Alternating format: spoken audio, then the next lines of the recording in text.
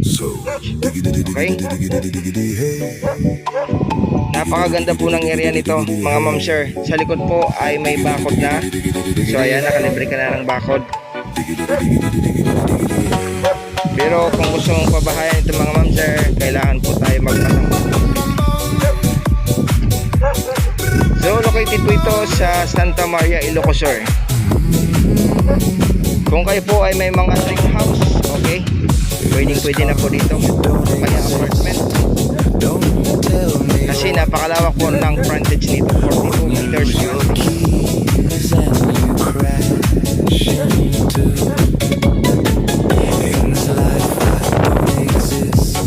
So a few minutes lang ito mga ma'am sir ng night.